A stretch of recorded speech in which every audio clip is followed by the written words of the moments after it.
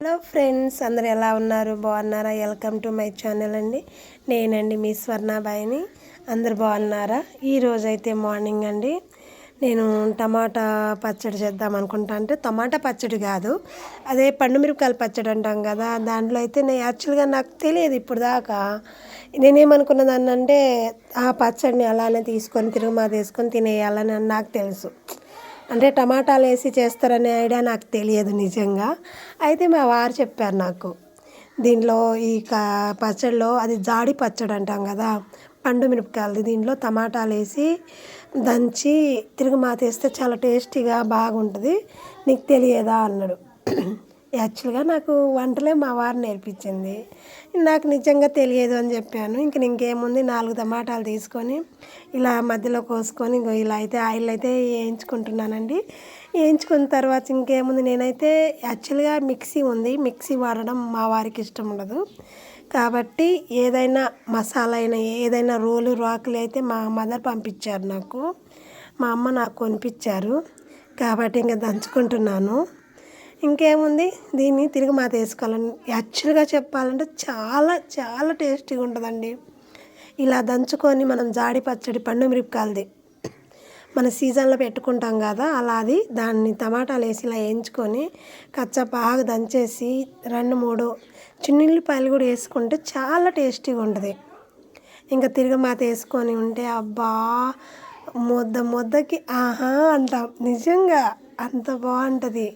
ఈరోజైతే మీతో నేను ఒక చిన్న టాపిక్ అయితే షేర్ చేసుకోవాలనుకుంటున్నాను.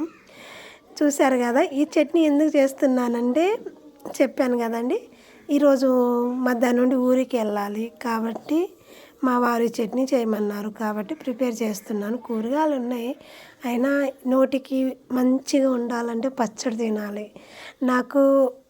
మేము ఎక్కువ శాతము ఎర్లీ మార్నింగ్ పచ్చడితో తినడం చాలా ఇష్టంగా తింటాము. అలానే కూరలు అంటారా, రొట్టెల్లో తింటాము. కూర అంటేనే రొట్టె అంటాం మేము.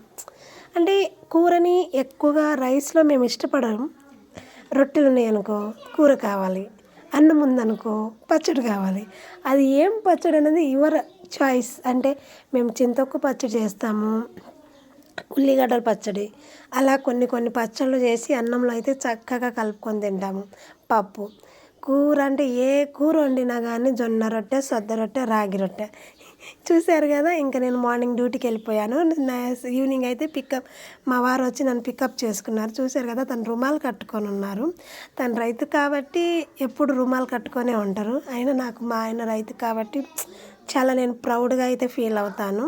ఇంకేముంది, చూశారు కదా, ఇంకా బయలుదేరేసామండి. బయలుదేరి ఇంకా మేము మా ఊరు నుండి, అంటే నేను జాబ్ చేసే దగ్గర నుండి మా సొంత ఊరికి వెళ్ళడానికి అయితే బయలుదేరాము. కరెక్ట్గా 3:30 ఆ టైంలో బయలుదేరాము. ఇంకా చూశారు కదా, మా ఓన్ ఆటోనేనండి. యాక్చువల్గా ఎంప్లాయీస్ అయినా ఏదైనా, నాకు మా వారైతే యాక్చువల్గా తనకు జాబ్ వచ్చింది. జాబ్ వచ్చినప్పుడు మా పిల్లల్ని చూసుకోవడానికి ఎవ్వరు లేరు ఆ టయానికి. ఇంకా జాబ్ కాదు, మన పిల్లలు ముఖ్యం కదా అని మా వారు జాబ్ మానేసి అయితే ఇంకా ఆటో కొనుక్కున్నారు. ఆటోనే తోలుతారు. మా ఆయన ఆటో తోలుతాడని నాకు ఎలాంటి గిల్టీ ఫీలింగ్ లేదు. మా ఆయన ఆటో తోలితేనే నాకు ఇష్టం. మా ఆయన రైతు కాబట్టి తను ఏ పనైనా నేను చేయగలను చాలా స్ట్రాంగ్గా ఉంటారు. ఇంకేముంది, వచ్చేసామండి మా ఇంటికి. ఇది మా అత్తగారి ఇల్లు అండి, అంటే నన్ను ఇచ్చిన ఇల్లు అండి. చూశారు కదా, మా అత్తమ్మకైతే ఏదైనా మొక్కలు నాటాలన్నా ఏదైనా చేయాలన్నా చాలా ఇంట్రెస్ట్ తనకి. ఇంకేముంది, కూర చేద్దామని కూడా రెడీ చేసేసాము. ఇదేనా అండి నా సొంత ఇల్లు, మా అత్తిల్లు అయినా పుట్టిల్లు, జస్ట్ పుట్టిల్లు మాత్రమే. కానీ మన అత్తగారి ఇల్లు మన ఇల్లు కదా, కాబట్టి నాకు చాలా ఇష్టమైన ఇల్లు కూడా. అది ప్రేమ అనురాగాలన్నీ ఇక్కడే ఉంటాయి కాబట్టి నాకు మా ఊరన్నా అక్కడ ఉన్న వాతావరణం అయినా చాలా ఇష్టం అండి. అందుకే ఇంకా మీకు కూడా చూపిద్దామని అయితే వీడియో చేశాను. మా అత్తమ్మకి ఏదైనా మొక్కలు నాటాలంటే పిచ్చి ఇష్టం అండి. చూశారు కదా, ఇంటి ముందంతా పూల మొక్కలే.